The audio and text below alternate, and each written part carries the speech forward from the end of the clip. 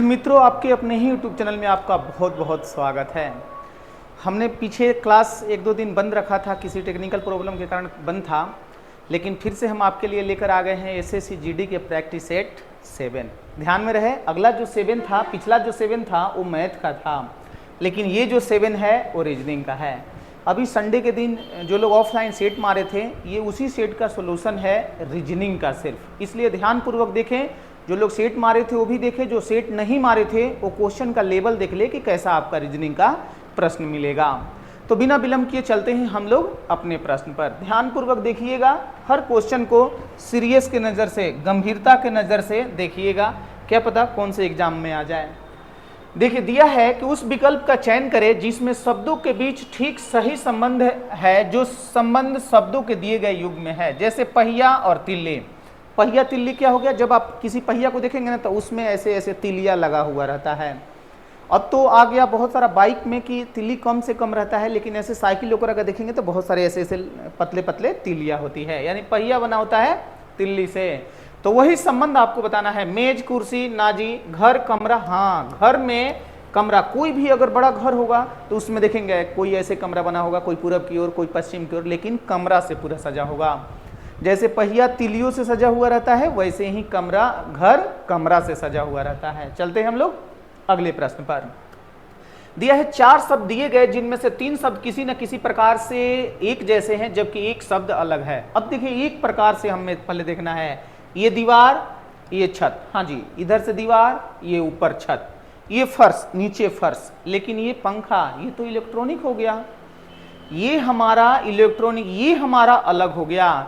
दीवार घर का ही पार्ट है, फर्श, छत, ये सब घर में ही रहता है, लेकिन पंखा अलग से इलेक्ट्रॉनिक अपने सुख सुविधा के लिए लगाया जाता है, इसलिए अलग कौन सा है, पंखा। हम लोग अपना आंसर दे देंगे पंखा। चलते हैं अगले प्रश्न पर।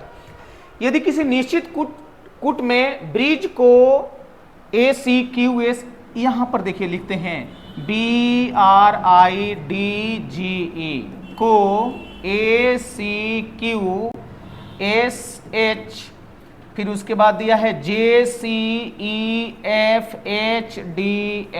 तो हमने क्या देखा, जैसे यहां पर B है तो देखिए 2 लेटर उठा लीजिए, A, अब बीच का यहां B, ये B यहां आ गया है, C, यहां से देखिए P, Q के बाद यहां आता है R, देखिए यहां पर R, यानी जो यहां पर लेटर है उसके पहले और बाद वाला लेटर दो दो यहां पर लिखा गया है और उसी क्रम में सीधा लेकर गया है। तो पूछा है पावर के लिए आप क्या लिख सकते हैं। चलिए, हमें लिखना है पावर के रूप में। तो हम जानते हैं P किसके बीच होता है, तो O, उसके बाद होता है P और तब Q। तो P हमें लेना है, तो हम पहले वाला O ले लेंगे और अंत वाला Q ले लेंगे, बस P यहां पर हो गया। उसके बाद देखिए O तो पहले N, फिर O छोड़ देना है, O के बाद क्या होता है MNO, उसके बाद P। तो यहां पर आपको ले लेना है N और फिर लेना है P, NP।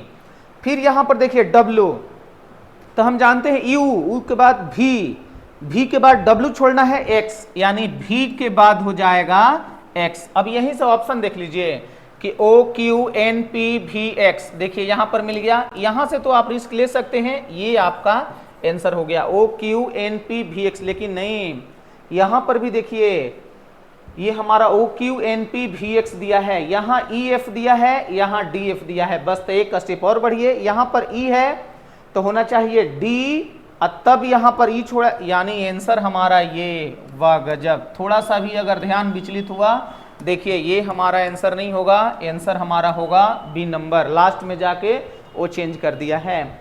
लास्ट वाला भी देख लीजिए, जैसे R है तो यहाँ Q, फिर यहाँ R और तब S, यानी आंसर हमारा बनेगा B नंबर। ठीक है, अगला प्रश्न देखिए।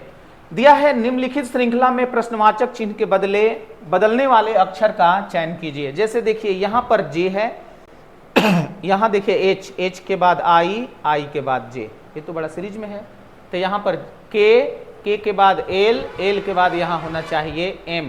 देखिए व्हाट बराबर M कहाँ है, तो M ऑप्शन D पर है, तो आपको अपना आंसर दे देना है D। क्लियर। अगला प्रश्न चले। दिए गए विकल्पों में लुप्त संख्या का ज्ञात कीजिए। अब देखिए यहां पर जो लुप्त है वो आपको बताना है कि यहां क्या होगा। अब बारी बारी से एक एक हम देखिए। जैसे 17 है और 17 से 5 बढ़ के 22 आया है। कितना बढ़ा है? तो 5। और उसी 5 का स्क्वायर यहां बढ़ा है, यानी 5 का स्क्वायर कितना होता है? 25। तो 25 तो बढ़ा नहीं है। यहां पर कितना बढ़ा है? तो 15 ही ना बढ़ा है। ये आपका 5 का 3 गुना यानी 15 बढ़ा है। फिर यहां पर हमने देखा कि 5 और 5 का 3 गुना ये भी 15 बढ़ा है। फिर यहां पर 5 बढ़ेंगे तो 16 5 हमारा 21 होगा और 5 का 3 गुना 15 जोड़ देंगे तो 36। हाँ, यानी बढ़ा क्या है? पहले 5 बढ़ा है, अब फिर 5 दिया 15 बढ़ा है। पहले 5 बढ़ा है फिर 15 बढ़ा है। तो पहले आप 5 बढ़ा लीजिए फिर बढ़ा लीजिए 15। चलते हम लोग अगले प्रश्न पर। देखिए ये न्याय वाक्य का प्रश्न है। आपको हर एग्जाम में देखते होंगे, मिलेगा ही मिलेगा। एक क्वेश्चन आपको दिख जाता है, भले पॉजिटिव वाला दिखे, सकारात्मक वाला दिखे, नकारात्मक वाला दिखे या सकारात्मक नकारात्मक को मिला के दिखे, लेकिन दिखेगा एक जरूर। दिया गया है कौन सा निष्कर्ष निकाला जा सकता है? कथन में है सभी कुर्सियां लकड़ी है, कोई भी लकड़ी फर्नीचर नहीं है। उसके बाद निष्कर्ष है। तो हमने आपको बताया है कि कैसे काट काट के आपको बनाना है, गोला नहीं बनाना है। गोला वाले में आप फंस सकते हैं, काट के कभी नहीं फंसिएगा। प्रैक्टिस का चीज है, एक दो बार प्रैक्टिस करेंगे पूरा 100% आंसर आएगा। यहां देखिए सभी कुर्सियां फर्नीचर है, कुर्सियां ऊपर फर्नीचर नीचे। हमने कहा था ऊपर पॉजिटिव निगेटिव, पॉजिटिव निगेटिव को जब मिलाएंगे तो कभी पॉजिटिव निष्कर्ष नहीं बनेगा, इसलिए ये वाला हमारा गलत हो गया। कुछ फर्नीचर लकड़ी है, फर्नीचर यहाँ पर, लकड़ी यहाँ। फर्नीचर देखिए यहाँ पर भी निगेटिव है लेकिन ऊपर फर्नीचर नहीं है, तो यहाँ निगेटिव से कभी पॉजिटिव नहीं आता, ये भी गलत है। लेकिन एक हमने और बताया था कि अगर हमारा दोनों निष्कर्ष गलत हो जाते हैं तो एक नजर जरूर देखिएगा कि आइदर में तो केस नहीं न जाएगा। तो आइदर का केस होता है पहले दोनों निष्कर्ष गलत होने चाहिए। तो देखिए दोनों निष्कर्ष गलत हो गया।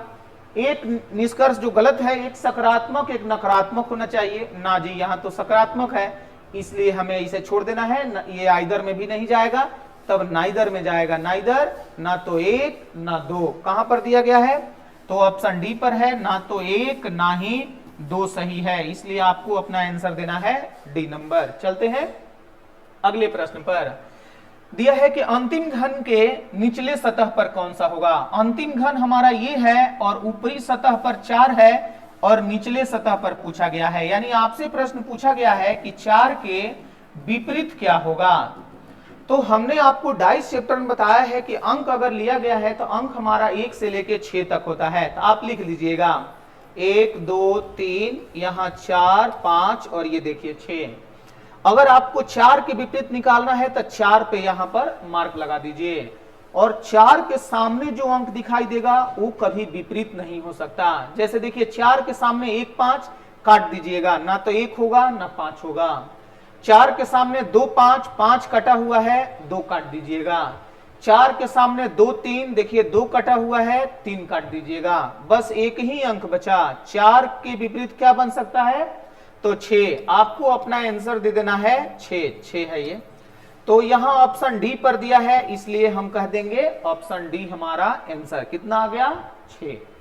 अब ये अगर हमारा कभी सेट नहीं होता तो हमने बताया है कि कितना भी डाइस दिया गया हो उसमें से 2 डाइस उठा लीजिएगा, और वो 2 डाइस होना चाहिए सिंगल कॉमन। जब हमारा यहां से मैच करके आंसर नहीं आता है तो हम लोग 2 सिंगल कॉमन डाइस उठाते हैं और वहां से किसी का भी विपरीत आसानी से निकाला जा सकता है। देखिए अगला प्रश्न ये हमारा दिया गया है। अगला प्रश्न है 5 शिक्षक HKPR और एक वृत्ताकार। 5 शिक्षक HKPR, ये तो HKPR ही है, 5 शिक्षक का है, कहा है H, यहाँ HKPR, लेकिन यहाँ देखिए T का एक जिक्र है, इसका मतलब T इसमें से छूट गया है, तो चलिए T भी लिख देते हैं। कहा है एक वृत्ताकार मेज के चारों ओर केंद्र की ओर मुंह करके बैठे हुए हैं। हमने देखिए चारों ओर केंद्र की ओर मुंह करके 5 व्यक्ति का कुर्सी लगा दिया। अब यहां पर कहा है, लेकिन जरूरी नहीं कि इसी क्रम में, T, H और R के बीच बैठा है। T को कहीं पर भी बैठाइए, एक तरफ H को बैठाना होगा, एक तरफ R को। जरूरी नहीं कि इसी क्रम में, हो सकता है आगे स्टेटमेंट के हिसाब से R H का स्थान बदला जा सके। कहा है पी आर के दाहिने ओर है। अब देखिए पी आर के दाहिने ओर है तो यहां से आपको आर हटाना है, क्योंकि इसके दाहिने तो टी बैठ गया है। पी यहां पर आपको बैठाना है और यहां पर क्या था, एच, एच यहां पर। तो पी आर के दाहिने ओर है, आर के दाहिने ओर है, सॉरी जी, आर के अगर दाहिने ओर है तब P को यहां बैठाना है, R को यहां, R के दाहिने ओर P हो गया, यहां पर H जैसे था वैसे ही।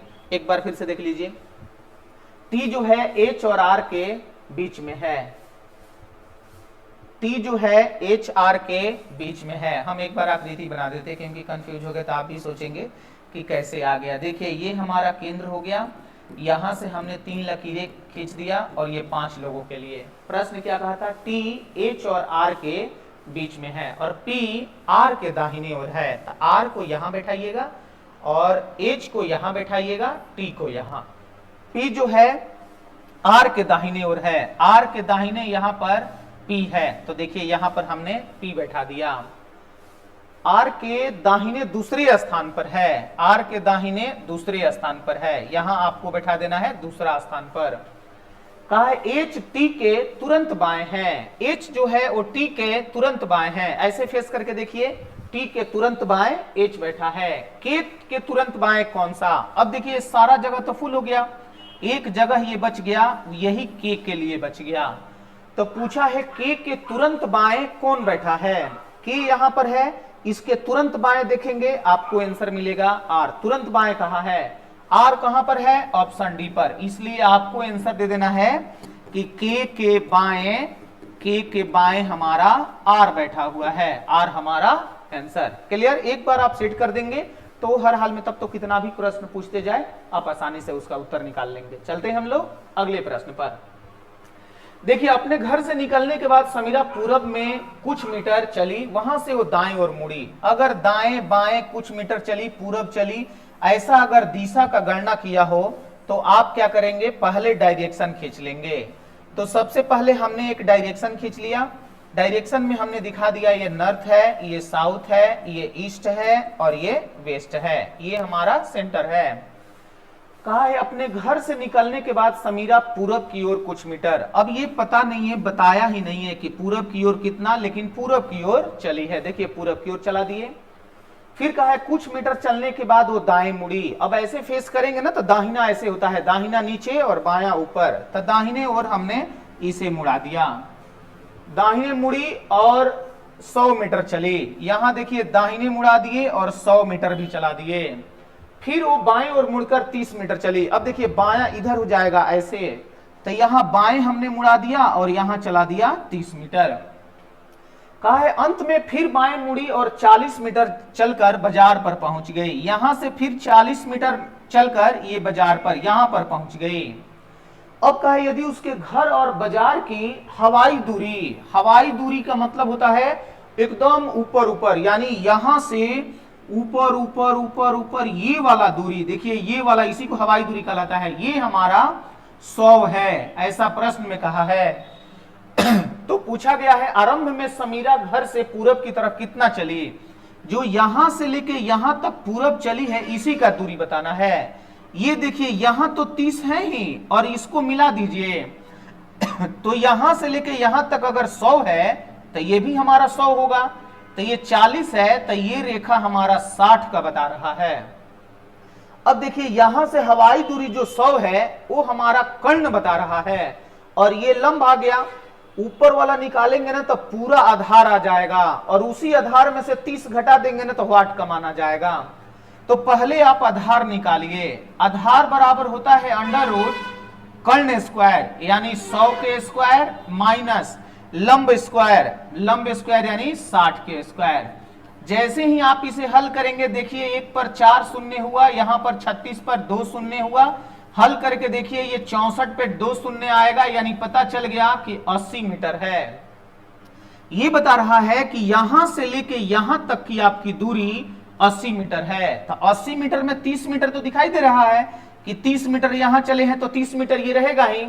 तो व्हाट का मान आपको बताना है, तो व्हाट का मान बताएंगे तो 80 में से 30 मीटर घटा दीजिए, पता चल गया 50 मीटर। वही जो व्हाट का मान आया वही वो स्टार्ट में शुरू में चली थी। तो देखिए पूछा है आरंभ में समीरा अपने घर से पूरब की तरफ कितना चली थी, जो ऊपर कहा था ना कि कुछ मीटर चली है, तो यही पता चल गया यहां पर कितना मीटर चली है, तो 50 मीटर, यही 50 मीटर हमारा आंसर हो गया। बहुत बढ़िया प्रश्न है। अगर लगता है कि थोड़ा कम समझ में आया हो तो दोबारा वीडियो को पीछे करके देख लीजिए।